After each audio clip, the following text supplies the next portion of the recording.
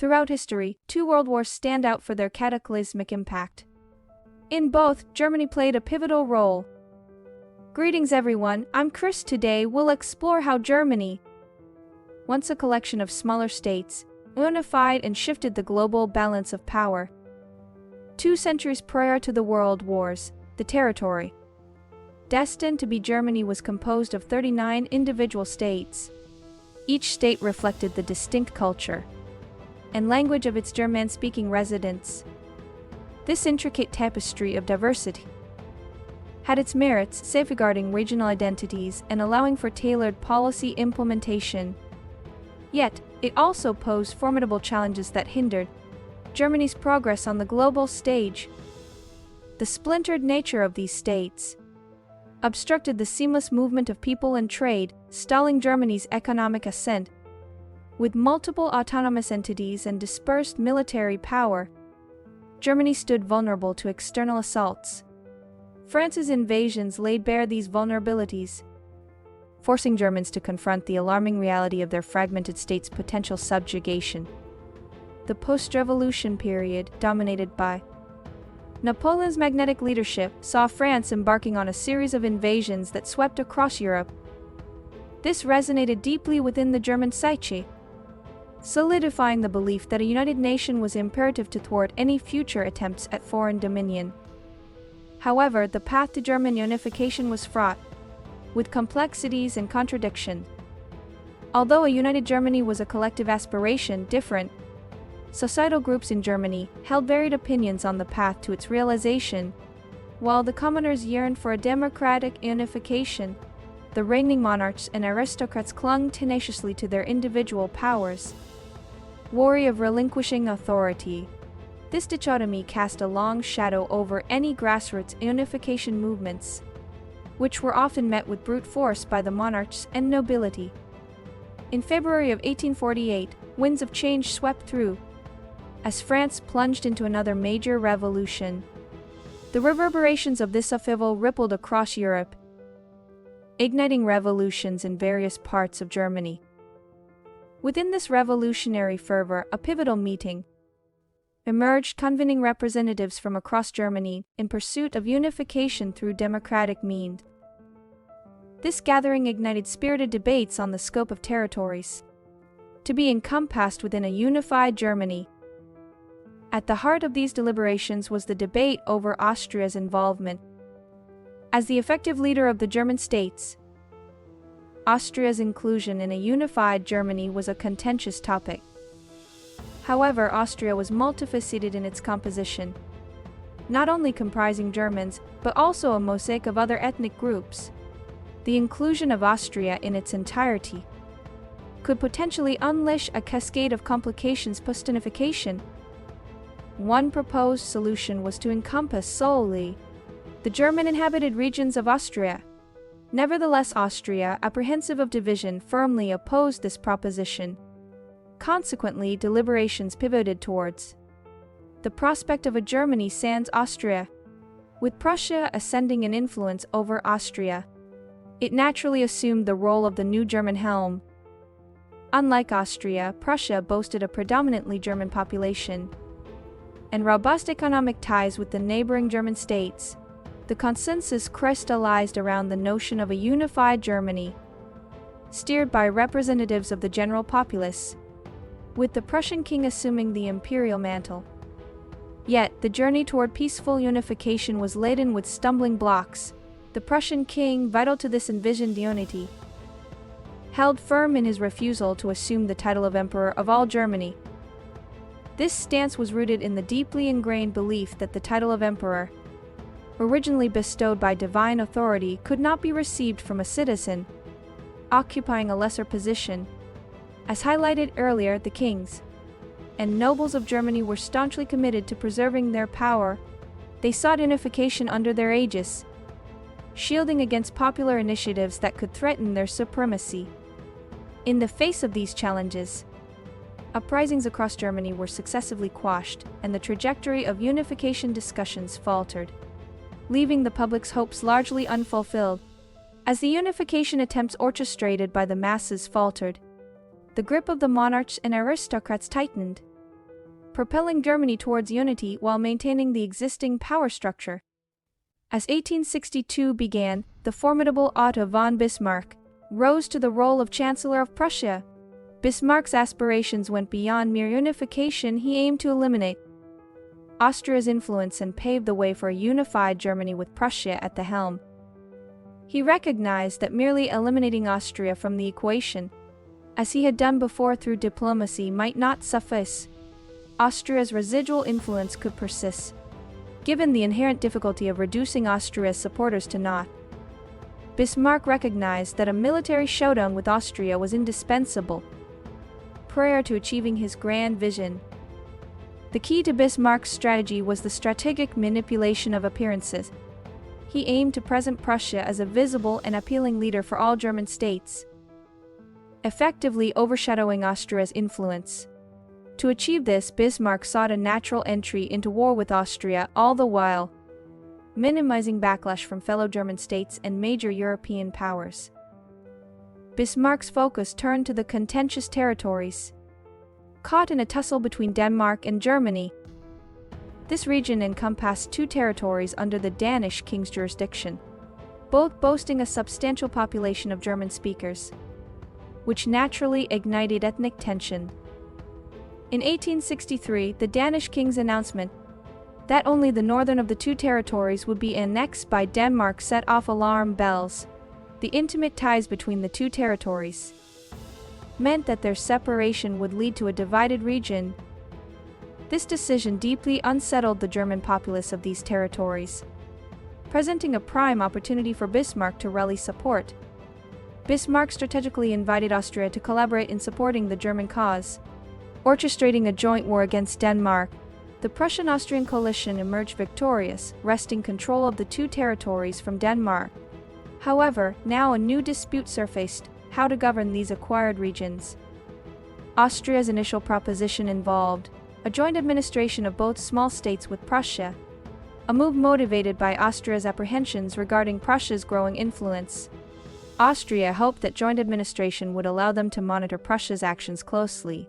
In response, Bismarck advocated for separate administrations, each under Prussian and Austrian control. This tactical move was part of Bismarck's larger strategy to create a confrontation structure that could serve as a pretext for eventual war with Austria. Austria, in an attempt to avert a confrontation at that juncture, temporarily accepted Prussia's proposal, agreeing to a provisional arrangement where each small state would be administered separately by Prussia and Austria. True to Bismarck's calculations, events unfolded in accordance with his plan. 2 years post the conflict with Denmark, Austria proposed a comprehensive discussion within the German community on the management of the two small states. Austria anticipated that its strong influence in the German community would aid in driving its point across. Yet, Bismarck countered this maneuver by framing the expansion of a bilateral issue between Prussia and Austria into a Germany-wide matter and subjecting it to a majority vote as tantamount to stripping Prussia of its rights over one of the small states. He countered by sending Prussian troops into the Austrian-administered territory, marking the beginning of the war between Prussia and Austria. This marked the initiation of the war that Bismarck had strategically orchestrated and longed for. The conflict escalated, pitting Prussia against Austria in a head-on confrontation. The war proved to be a pivotal turning point, granting the Prussians, who had meticulously modernized and bolstered their military prowess, the upper hand. The victory ultimately lay with the Prussian side, with Austria conceding defeat. This loss was formalized with the Treaty of Prague, which ensured Austria's exclusion from German political affairs, marking a turning point in the Austro-Prussian relationship and solidifying Prussia's dominant role in the German region. Remarkably, Bismarck's calculated strategy did not culminate in a punitive approach towards Austria or its allies. His focus had been Austria's elimination from the German framework. The aftermath of the war solidified Prussia's supremacy, prompting a shift in allegiances. Many German states, previously aligned with Austria, now gravitated towards Prussia as the landscape of the German community reconfigured. The center of the German community shifted from Austria to a new German coalition with Prussia at its core. As the pieces of Bismarck's master plan fell into place, a key element remained unaddressed: the southern German states, with deep-seated cultural ties to Austria. It's important to note that this period saw significant technological advancements and societal transformations across Europe.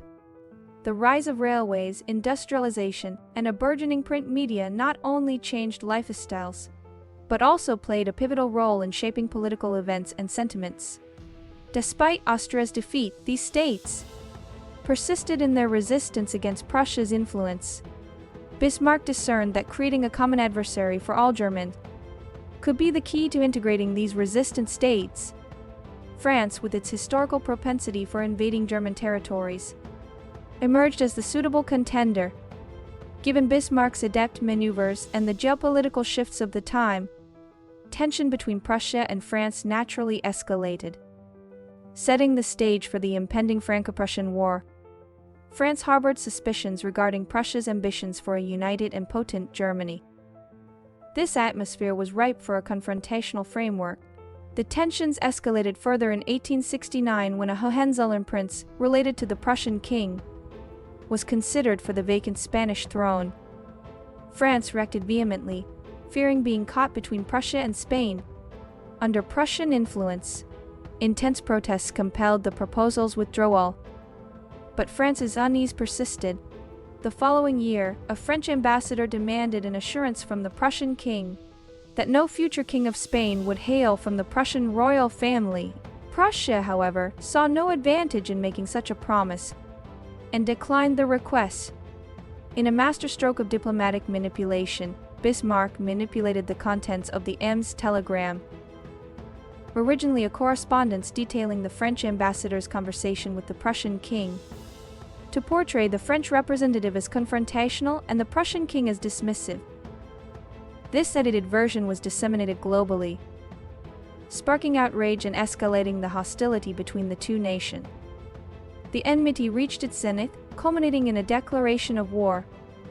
Bismarck's stratagem to rally Germans against a common adversary proved brilliantly effective.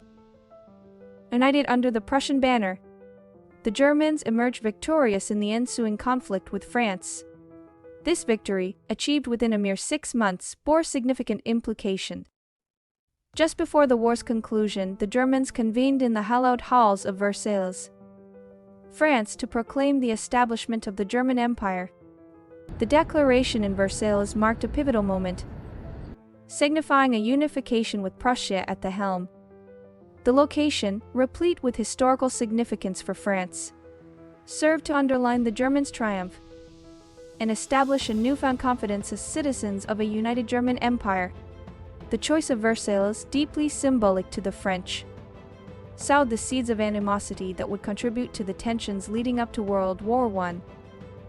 France, in contrast, harbored deep emotional ties to the place, rendering the German proclamation a calculated affront that heightened hostilities.